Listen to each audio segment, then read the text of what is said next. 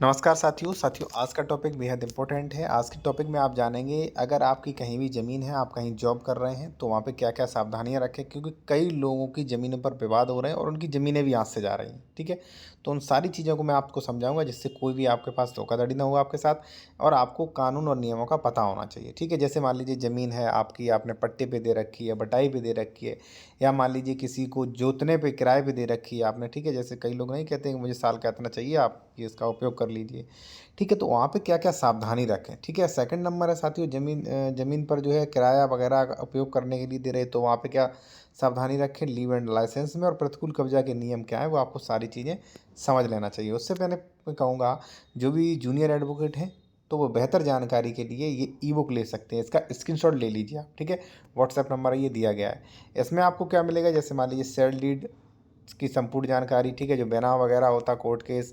ठीक है, बेनामा sale deed cancellation के लिए। ठीक है, दंपत्ति अधिकारों का पुनर्स्थापन, मकान बंटवारा, कब्जा हटवाने के लिए ड्राफ्टिंग, रजिस्ट्री कैंसिलेशन, रजिस्ट्री के वाला दाखिल खारिज, रेस्टोरेशन, स्टे एप्लीकेशन, आदेश स्थगन, अवैध निर्माण रुकवाने के लिए ड्राफ्टिंग, तो सबका आपको एप्लीकेशन फॉर्मेट मिलेगा, प्लस कानून की जानकारी भी ऊपर मिलेगी। तो काफ़ी इंपॉर्टेंट है ये, आप देख सकते हो। अगर आपको चाहिए तो व्हाट्सएप मैसेज कर सकते हो। आते हैं अपने सीधा टॉपिक पर साथियों। साथियों, मेरे पास कई फ़ोन कॉल्स आ रहे कि सर मैंने ज़मीन को जो है बटाई पे दिया था, मैं बाहर रहता था, अब वहाँ पे बहुत विवाद हो रहा है। वो कह रहा है कि नहीं हमारा यहीं पे है। ठीक है, कई लोग कहते हैं कि सर मैंने तो उगाही पे दिया था, मान लीजिए सालाना उस पे किराए पे दिया था, अब वो कह रहा है कि नहीं हम यहीं लेंगे।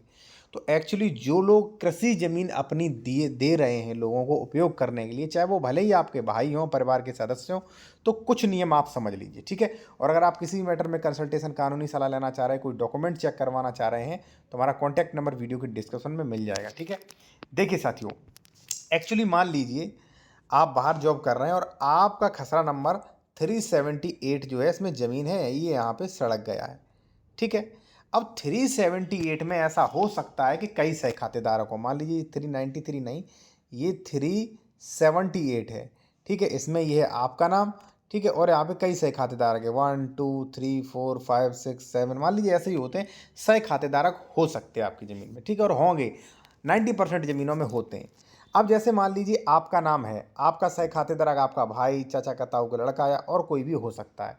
आपने मान लीजिए मैं हूँ। ठीक है, तो साथियों मान लीजिए आपने क्या किया, आप बाहर जॉब कर रहे हैं और ये व्यक्ति जो है उसको आपने रोड साइड जो है, मान लीजिए यहाँ पे 4 लोग थे। ठीक है ना, ठीक है, 1 2 3, ठीक है ना, और 4 पीछे था। आपने क्या किया, आपने साथियों क्या किया, फोर्थ नंबर वाले को जो है आपने यहाँ पे अपनी ज़मीन जो है कब्जे के लिए दे दी कि भाई आप मुझे सारी ना इतना पैसे देते रहे ना, आप इस ज़मीन को जोतिए बोइए। ठीक है, अब आप बाहर जॉब कर रहे हो, अब आप उनसे कह रहे हो 1 साल बाद कि भाई ये ज़मीन खाली करो, तो वो पता क्या कहेंगे, नहीं मैं क्यों खाली करूँ, मैं भी तो सह खातेदारक हूँ, मैं कतई नहीं खाली करूँगा। वो इन इन दो से नहीं लड़ेंगे, फिर आपसे लड़ाई होगी। भाई आपने तो इसको बहुत आसान भाषा में कर दिया, भाई ये तो सह खातेदारक था, आपने सह खातेदारों को कब्जा दे दिया। अब आप कैसे कह सकते हो ये हमारा ज़मीन, वो कहेगा नहीं आपका तो यहाँ पे ज़मीन है।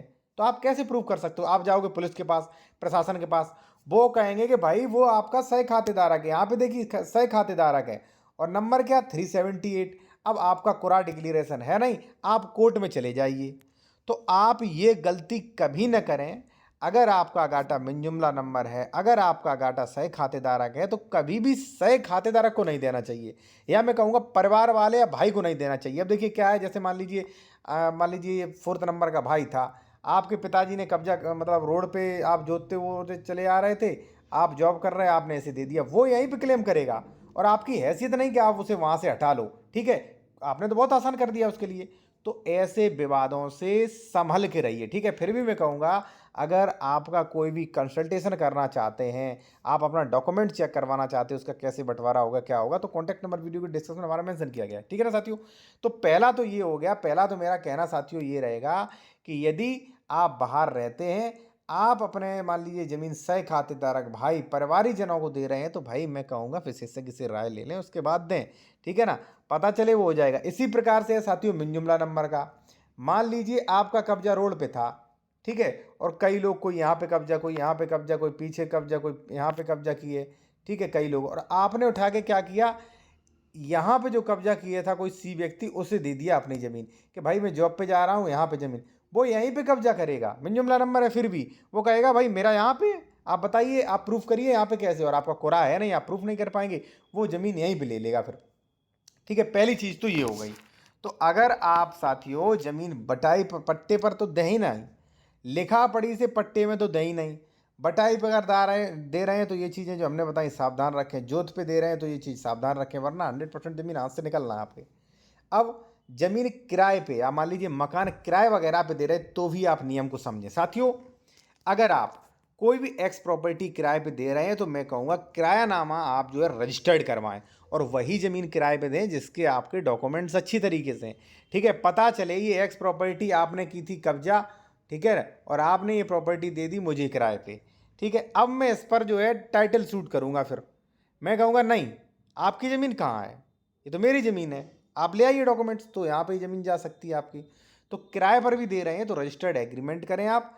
ठीक है, क्योंकि जब ये एक्स व्यक्ति, जो भी मान लीजिए एक्स प्रॉपर्टी को किराए पर लिया है व्यक्ति ने, जब वो कोर्ट में जाए तो आप प्रूव कर सकिए कि महोदय ये जो व्यक्ति था ये किराए पे रह रहा था, ये देखिए किराया एग्रीमेंट है, तो रजिस्टर्ड करवाएं। अनरजिस्टर्ड वो कहने लगेगा ये अनरजिस्टर्ड है साहब, ये हमने किया ही नहीं है, तो यहाँ पे भी दिक्कत हो सकती है। ठीक है, बाकी अगर आप किराया एग्रीमेंट लेना चाहें तो कॉन्टैक्ट नंबर वीडियो के डिस्क्रिप्शन में मेंशन किया गया है।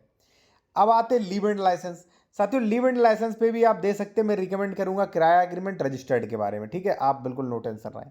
उसके बाद प्रतिकूल कब्जा। अब देखिए साथियों, कई बार ऐसा होता है कि मान लीजिए ये नंबर था 378, ठीक है, 378 नंबर था, और इस नंबर पर मैं 20 साल से कब्जा किए हूँ, प्रतिकूल कब्जा, और आप कुछ कह नहीं रहे हो। अब आप हमसे आए कब्जा खाली करो, हमने कहा नहीं करेंगे, तो आप कहाँ जाओगे, आप जाओगे कोर्ट में, और कोर्ट में लिमिटेशन एक्ट सेक्शन 64 65 इस बात का प्रोविजन करते हैं कि आपके पास केवल 12 साल का समय होता है कब्जा खाली कराने का। ठीक है, फिर मालिकाना हक किसका माना जाएगा, जो पहले से काबिज है उसका।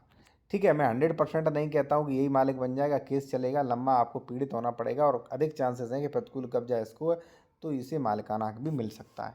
तो साथियों मैं यही कहना चाहूँगा कि अगर आप अपनी ज़मीन किसी को भी उपयोग में दे रहे हैं, आप बाहर कहीं जॉब कर रहे हैं, मान लीजिए प्राइवेट जॉब कर रहे हैं, सरकारी जॉब कर रहे हैं, तो ये चीज़ें सावधान रखें। और मैं कहूँगा आपकी अगर कहीं भी कोई ज़मीन है, आप बिल्कुल विवाद से बचना चाहते हैं, तो साथियों वहाँ पे धारा 116, धारा 117, मिन जुमला नंबर है तो 30, सब सेक्शन 2, अगर सीमा संबंधी विवाद है तो 24, ये सारी प्रक्रिया करा के आप बेहतर तरीके से अपनी ज़मीन को सुरक्षित रख सकते हैं।